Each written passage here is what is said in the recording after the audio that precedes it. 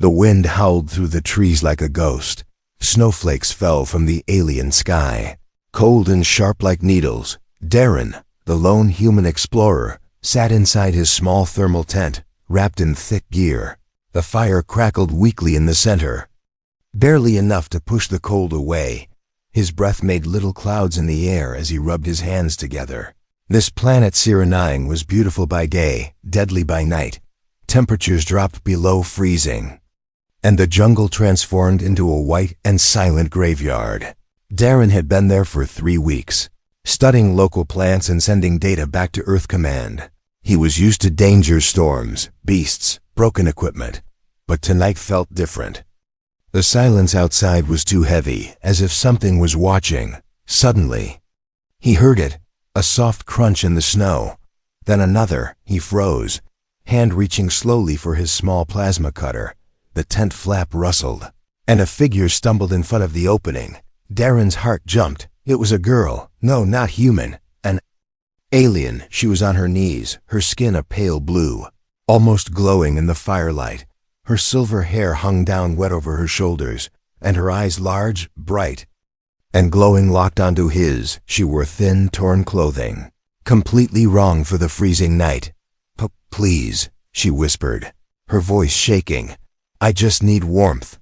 Darren didn't move for a second, trying to understand what he was seeing. An alien girl, half frozen, asking to come in. He could see her breath, her lips turning purple from the cold. His instincts kicked in, and he pulled back the flap. Come in, he said firmly. Quickly, she crawled inside, her legs weak and barely moving, as she sat by the fire, her arms wrapped around herself tightly. Darren handed her a thermal blanket, which she grabbed without a word. He stared at her, still not sure what to think. She looked young, but not a child, maybe close to his age, and she wasn't like any other alien species he'd studied. Where are you from? He asked gently. She didn't answer, just stared into the fire. Her hands trembled as she held them close to the flames. Darren could see scars on her wrists, deep and faded. He wanted to ask more, but something told him to wait. Minutes passed, in silence, except for the crackle of the fire and the wind outside. Then, she looked at him slowly, her eyes calm but strange. You're human, she said, as if it surprised her. He nodded. Yes. You single quotes not afraid of me? She asked. Darren raised an eyebrow. Should I be? She didn't reply, but there was a flicker in her expression, like sadness or guilt. He poured her a cup of heated nutrient water. Here, drink this. She took it with both hands, drinking slowly, carefully, like someone who hadn't had real food in days. Darren couldn't ignore the unease in his chest. Why was she out there alone, barely dressed, in the middle of nowhere? Was she running from something? Or someone? Was she a trap? His hand stayed near his tool belt, just in case. But she didn't move toward him, didn't act strange. She just stared into the fire, like someone who had lost everything. He leaned back and watched her quietly. The firelight danced on her skin, soft blue shadows flickering. She looked peaceful now, but the way she had appeared, cold, scared, silent, told another story. After a long pause, she looked up and whispered, Thank you for letting me in. Darren nodded again, unsure what to say. He was a scientist, not a rescuer, but something about her felt human, and yet not at all. Outside, the wind picked up again, shaking the tent walls. The jungle was restless, and so was Darren's mind. Who was this alien girl, and why did her presence make the cold night feel even more dangerous? Why was there a strange hum in the air, just beneath the wind? He didn't know it yet, but that night would change everything. Because this alien girl didn't just need warmth, she needed something else, and whatever it was going to pull Darren into a mystery deeper than he ever imagined. The wind outside never stopped. It screamed and whispered through the trees like voices trying to speak. Inside the tent, the air was warmer, but the silence had weight. Darren sat across from the alien girl, his eyes fixed on her quietly. She didn't look up. She kept her hands close to the fire, her fingers trembling slightly. The blanket Darren gave her was wrapped tightly around her shoulders. Her silver-white hair was still damp from the snow. "Are you feeling better now?" Darren asked carefully. She nodded once, slow and unsure. "I'm not cold anymore," she whispered. Her voice was soft, like snow landing on leaves. But there was something in it. Something hidden. Darren leaned back, studying her. He still had questions, a lot of them, but one kept circling in his mind like a vulture. "Why were you out there?" he asked. She didn't answer, not at first. She stared into the flames like she could see something in them. Memories, maybe, or ghosts. After a moment, she said, "I escaped." That single word made Darren sit up straighter. He didn't speak, didn't interrupt. He knew when someone was forcing themselves to talk. She continued, "They kept me in a building, a cage, always cold, always afraid." Her hands gripped the blanket tighter. "I waited until the shift guards changed. Then I ran." Darren's heart beat faster. "What kind of place was it?" he asked. "Not a lab," she said quickly. "Not at first. Then they started putting things inside me, taking things out, testing. I wasn't the only one." The fire cracked loudly, making both of them flinch. For a second, the air felt colder again. Darren didn't know what to say. He wasn't a soldier, not a hero. He was just a human field researcher dropped on a planet to gather samples and stay alive. And now there was a possibly dangerous alien girl in his tent, telling him she escaped a facility, one that experimented on living beings.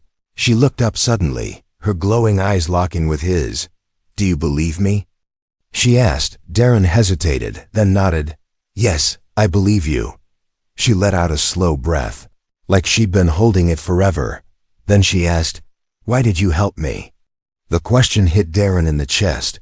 Why did he help her? Was it pity, instinct, or something else? He replied, "Because you looked like someone who needed help." Her lips curled into something like a smile, but it didn't reach her eyes. "No one has ever said that to me before." Suddenly, the tent lights flickered. Darren looked up at the power unit. It was losing charge faster than expected. Outside, the wind seemed louder, more aggressive, and then she said something strange. "You should turn off the lights soon." "Why?" Darren asked. "They'll see it," she whispered. "The ones who are hunting me." His blood turned cold. "You're being followed?" She nodded. "They're not far, maybe half a day behind." Darren stood up and checked his scanner. No signals, no motion alerts, but that didn't mean they weren't out there. He turned off the tent's external lights and lowered the fire.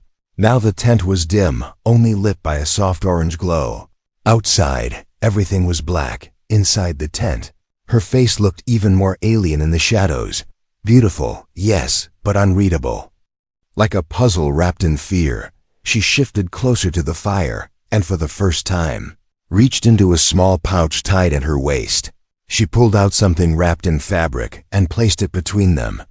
Darren unwrapped it carefully. Inside was a glowing shard green, pulsing faintly. "What is it?" he asked. She whispered, "It's why they kept me alive. Because I can find these. They grow deep underground, only react to certain blood types. My body calls to them." Darren stared at the shard, amazed. It wasn't just a crystal, it was alive, pulsing like a heart. Maybe a power source, maybe more. He looked back at her. "What's your name?" She paused, then replied softly, "Thera." "I'm Darren," he said. She nodded. "I know." He blinked. "How?" She looked him straight in the eye. "I saw your name on the tag when I first stepped into your tent." Darren chuckled nervously. But deep down, he knew things were about to change. He had just stepped into something much bigger than a cold night and a strange girl. Outside, the wind carried a low hum, not natural, not from the forest. Machines were near, Thera whispered. "They're coming," and Darren knew. This wasn't just a rescue. It was the beginning of a war he never planned to fight. Darren sat still, staring at the glowing shard lying on the blanket. Its soft green light made everything around it shimmer slightly. It pulsed like a heartbeat, slow and steady. He couldn't explain why, but it made him feel nervous. Thera, the alien girl, sat across from him, watching closely. Her silver hair clung to her neck, still a little wet. Her glowing blue eyes didn't blink. She looked calm. But Darren could feel something heavy in the air, like tension before a storm. He reached out and gently touched the shard. It was warm, almost alive. As soon as his fingers brushed it, it reacted, brightening just a little. Thera's voice was low. "It responds to life," she said, "especially blood with high oxygen levels." Darren pulled his hand back. "That's why they kept you locked up?" he asked. She nodded slowly. "I was rare to them, a tool, nothing more." Outside, the wind had quieted for now, but Darren knew it wouldn't last. He glanced at the scanner again. Still no movement. No signals, but that hum he'd heard earlier still echoed faintly in his mind, like a warning. "I don't understand," he said carefully. "Why give me this? Why not leave and keep running?" Thera hugged her knees, her voice even softer now. "I've been running for too long. I thought I just needed warmth," she continued, "but I think I needed something more." Darren stayed quiet, letting her speak. She looked at the shard again and added, "I want to trust someone before I disappear again." He felt the weight of her words. She wasn't just asking for safety, she was asking for someone to believe in her. The fire crackled gently, throwing moving shadows on the tent walls. Darren looked around and noticed something strange. Snow was still falling outside, but none had gathered on the tent. He stepped out to check, and what he saw made his heart stop. Footprints, circling the tent, but not human, three-pronged marks. In the snow fresh, he turned quickly, stepping back inside. "Thera," he said quietly. "Someone was here." She didn't panic, didn't scream. She just closed her eyes and whispered, "They're tracking me." Darren grabbed his thermal jacket and attached a small blaster to his belt. "I need to know what we're dealing with," he said. But she stopped him. "You don't know what they are? Then tell me," he demanded. His voice firm now. Thera looked at him, her face serious. "They call themselves Watchers," she said. "They wear skin like machines, but inside, they're hollow. They were made to study planets, but now they hunt those who resist control." Darren frowned. "You mean artificial intelligence?" "Worse," she replied. "They learn by copying fear. They chase survivors, not to kill, but to understand how they break." His stomach twisted at the thought. "So you're saying they're not here to kill you, they're here to watch you suffer?" She nodded slowly. "They want to know how I survive. And now that I've stayed with you, they'll want to know about you too." Darren's jaw tightened. He didn't sign up for this. He was just supposed to scan rocks, gather plants, report in once a week, not get hunted by nightmare machines. But something about Thera wouldn't let him turn away. She looked at him with trust, real trust. And after everything she'd been through, he couldn't abandon her now. He went to the side of the tent and tapped on his communicator again, still static. The orbit relay was down, probably jammed. "They were cut off. We need to move," Darren said. "We can't stay here." Thera stood slowly, wrapping the blanket around her shoulders. She nodded, but added, "Where will you go?" Darren pointed toward the east. "There's an old drop site abandoned supply shack. Maybe a signal booster still works." He packed quickly, only the essentials. He wrapped the shard in a cloth and gave it back to Thera. "Keep it close," he said. "Whatever this is, it matters." Before they stepped out, Thera looked at him one more time. "You don't have to do this." Darren looked her in the eye. "I know," he said simply. "But I want to." The wind howled again as they stepped into the darkness. The snow crunched beneath their boots, and behind them, deep in the shadows of the forest, a red light blinked once, then vanished. Something was following, but Darren didn't look back. He had made his choice. And whatever was coming, he was ready to face it, with her by his side. The snow grew deeper with each step. Darren and Thera moved through the frozen jungle under the weak light of two moons. Trees stood tall like silent statues, their branches drooping under thick layers of ice. The silence was heavy, broken only by the crunch of their boots and the slow wind curling between trees. Thera walked close to Darren, her arms still wrapped. In the blanket, she wasn't shaking anymore, but her face showed exhaustion. Each breath she took came out as a pale mist, disappearing into the night. Darren noticed how she kept looking over her shoulder. He whispered, "You feel something, don't you?" She nodded, not stopping. "They're near," she said softly. "I can't hear them, but my body knows." That chilled Darren more than the wind. He picked up his pace slightly. Scanning ahead, the old supply shack was still at least 2 kilometers away, if it still stood at all. As they walked, Darren tried to stay focused, but his eyes kept drifting to Thera, the way she moved graceful but tired, the way she kept adjusting the blanket, trying to hide the scars on her arms. She caught him looking once and gave a small smile. "Curious?" she asked. Darren hesitated, then said, "I'm trying to understand you." "Everyone tries," she whispered, "but no one really wants to." That hit hard. Darren stayed quiet for a while. Then he asked, "Were they always cruel to you, the people who kept you?" Thera nodded slowly. "They said I was lucky to be alive," she said, "but I was never allowed to feel alive." Darren looked down, his fists clenched in his gloves.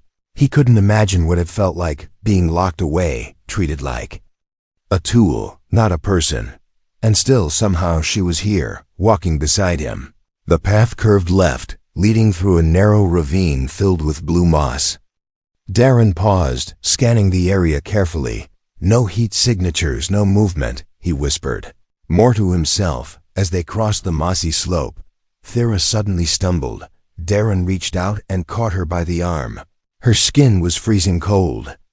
"Even through the fabric, you need rest," he said. "You're too weak." She pulled away gently, shaking her head. "No, if we stop now, they'll catch up." But Darren didn't move.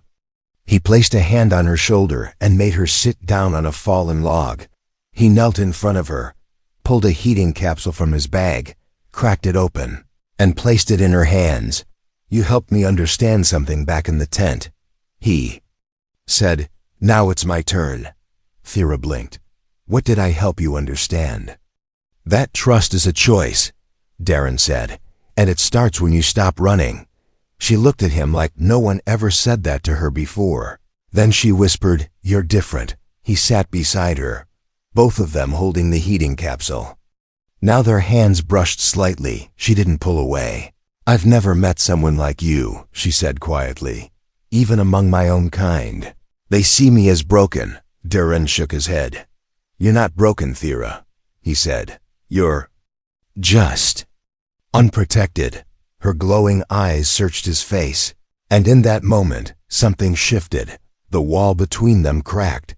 Just a little. Her skin was still cold, but her eyes were warmer, softer, and when she leaned her head gently against his shoulder, Darren didn't move. They sat there, 2 souls from different stars, sharing warmth in a frozen world. Not lovers, not strangers, something in between, something new. But peace never lasted long on Serenine. A sudden pulse of energy ripped through the air. Both of them looked up as a glowing red orb floated above the treetops. Scanning silently, Thera gasped, pulling away.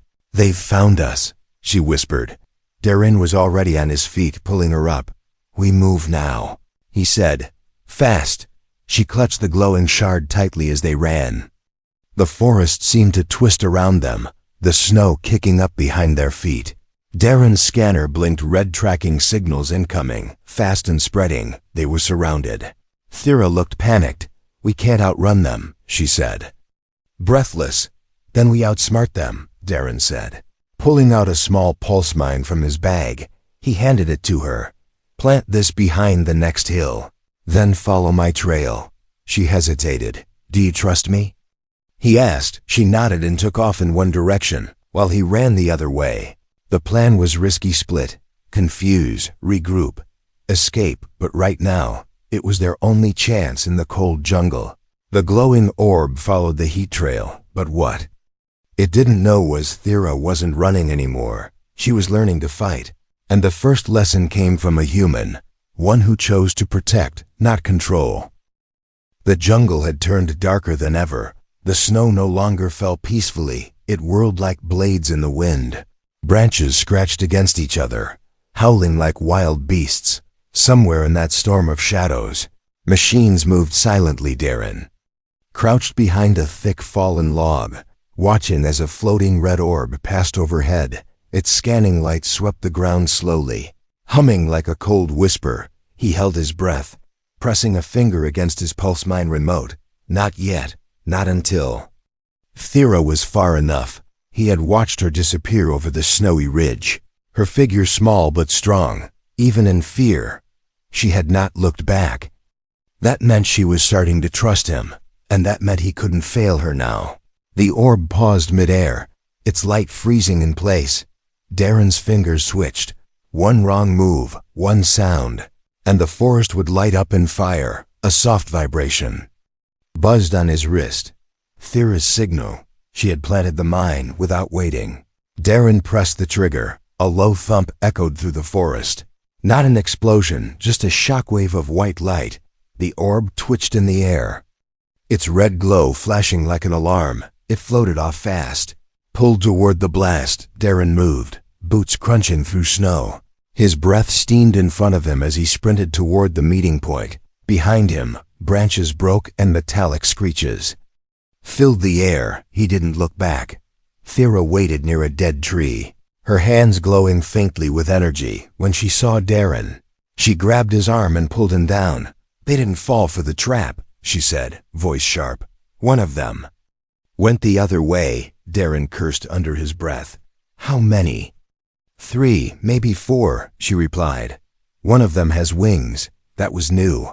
He hadn't seen flying units on Sarah 9 before, but he believed her. She had seen more than he ever would. We go underground, Darren said quickly. He pointed toward a broken cave entrance nearby, barely visible behind thick vines. I passed it during my first week here. Never went inside. Thera didn't hesitate. She followed him through the vines, the ground slipping beneath their feet. Inside, the cave was narrow and smelled of damp metal. The walls weren't natural smooth, with marks like old drilling. This wasn't a cave. It was a tunnel. They walked deeper, flashlights barely lighting the path. The sounds of the jungle faded behind them. Now there was only the soft hum of silence and something else. Do you hear that? Thera asked suddenly. Darren stopped and listened.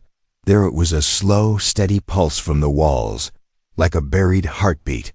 What is this place? I don't know, Thera said, but it's old, very old. They moved slower now, careful with every step. The deeper they went, the warmer it got. The frost on their clothes began to melt. Soon they entered a large open chamber. Crystals lined the walls, glowing faintly green.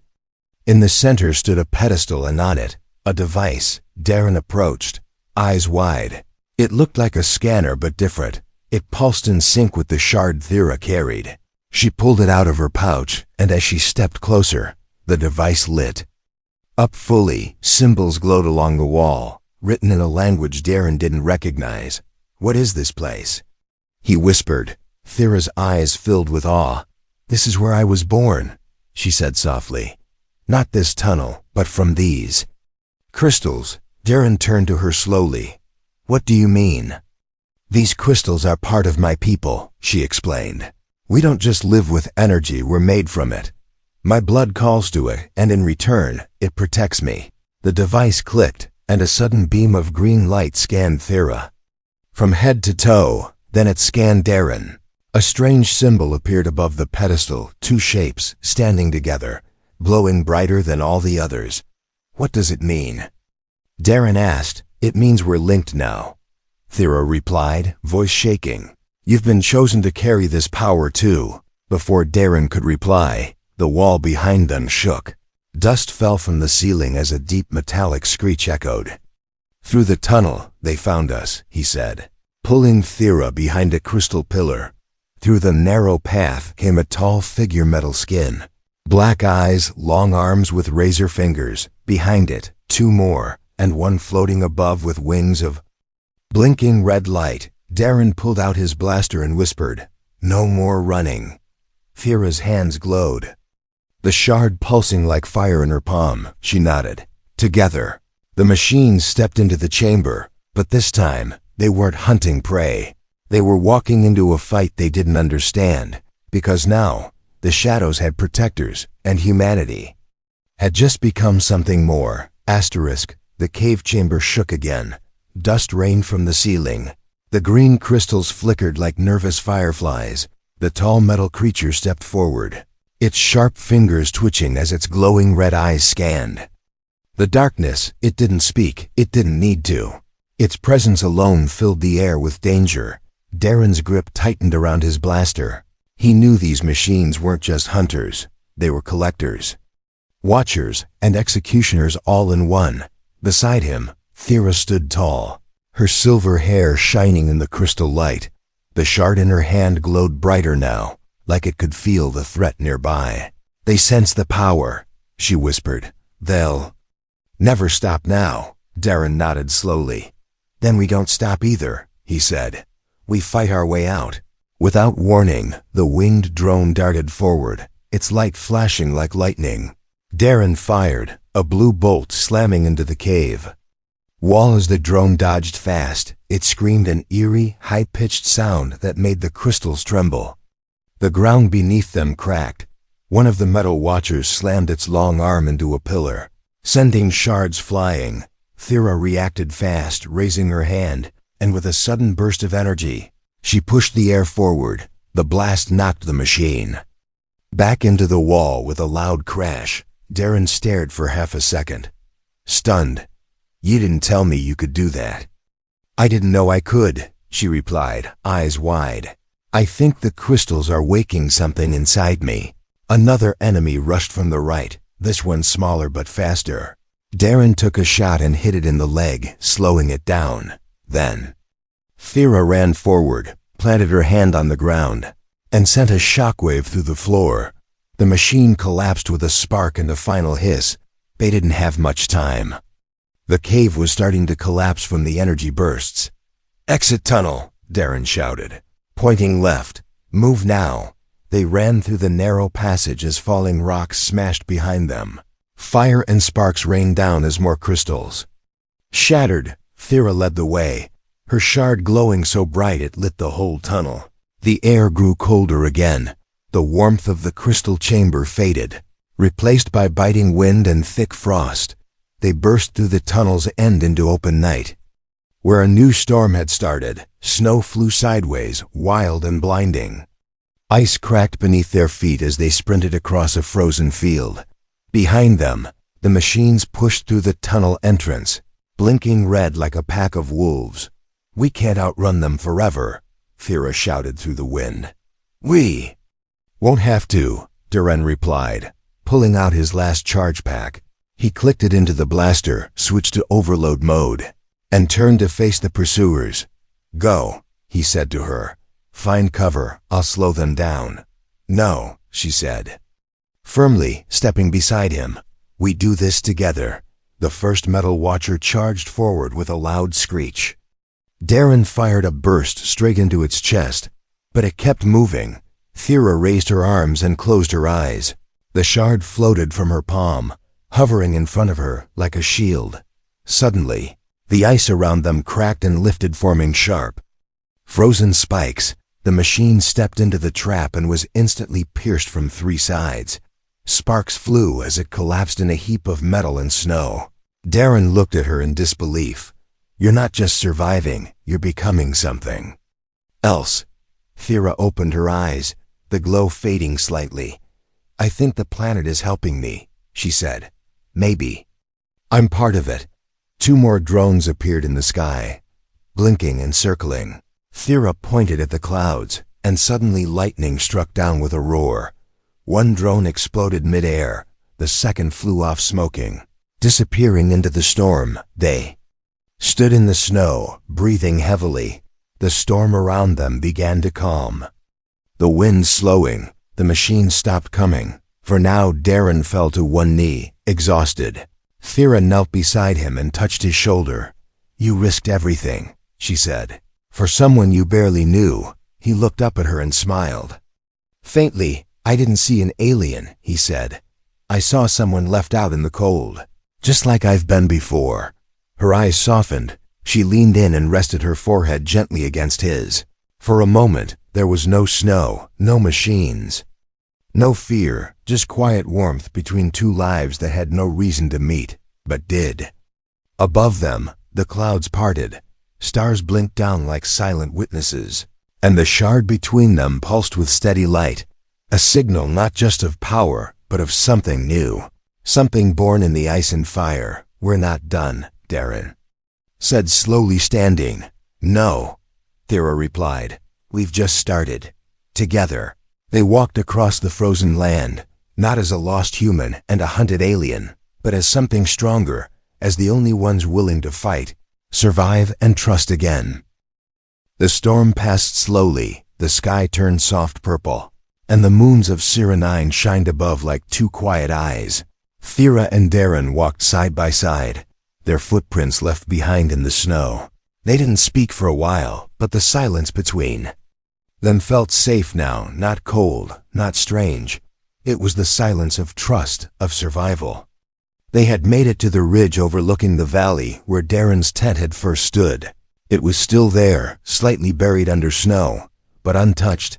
Smoke no longer rose from its chimney, and the fire inside had long gone cold. But when Thera saw it, she stopped walking and just stared. That's where I thought I would die, she whispered. Darren looked at her, then at the small tent. No, he said gently. That's where you started living again. She gave him a small smile, her eyes softer now, no longer filled with fear.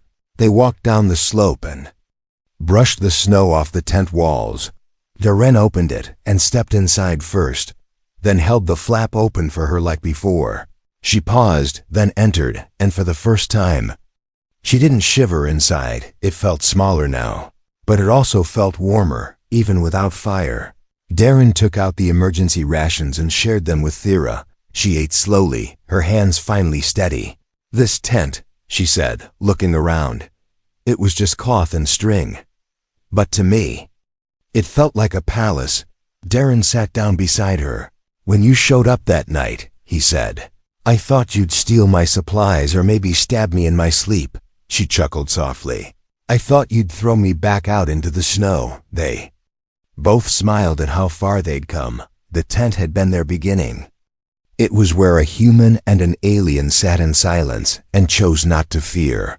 It was where warmth was offered without asking for anything in return. Thera pulled the glowing shard from her pouch and placed it between them. Its light was softer now, calmer, like it too had found peace. This, she said, isn't just energy. It's memory. It remembers pain, fear, kindness. Darren looked at the shard, then at her. What does it remember about me? Thera's eyes shimmered. It remembers that you didn't flinch when I entered your world, that you didn't treat me like a problem, that you gave me space, fire, and time to breathe. Darren felt a lump in his throat. He had never been anyone important, just a field explorer. But now, somehow, he had become someone worth remembering. Suddenly, a soft beep came from his communicator. He picked it up quickly. The signal booster at the abandoned drop zone had finally caught a relay from orbit. This is Earth Command, a robotic voice said. Respond if alive, Darren tapped back. Alive with discovery, need extraction, not alone. There was a pause then. Understood. Shuttle en route, ETA, 6 hours. He looked at Thera. We have a way off this planet now. She looked down, then asked quietly, will they take me too? He paused before answering. They'll ask questions, he said. They'll want to know who you are. Will they put me back in a cage? She asked, voice tight. Not if I stand beside you, Darren said. Not if I tell them the truth. She nodded slowly. I'll go, she said. But only if I can stay close to you. You're not alone anymore, Darren replied. Wherever I go, you go. Hours passed, and they talked more than ever before. She told him about her people, how they lived in deep caves, how their energy shaped the land. He told her about Earth, its oceans, its noise, its kindness and cruelty. They laughed, they rested. They watched the stars fade into dawn, and when the shuttle finally landed, they stood together just outside. The tent, its walls flapped gently in the wind. It had no engine, no shield, no AI system. But it had done something no machine could. It had saved a life. Maybe two. The soldiers who stepped off the shuttle looked confused at first, then surprised, then careful. But when Darren raised a hand and said, "She's with me," they stepped aside and welcomed them both. As they lifted off from Serenine, Thera looked out the window. The snow-covered jungle below disappeared slowly into clouds. She took one last look and whispered, "Goodbye, cold place." Darren placed a hand gently on hers.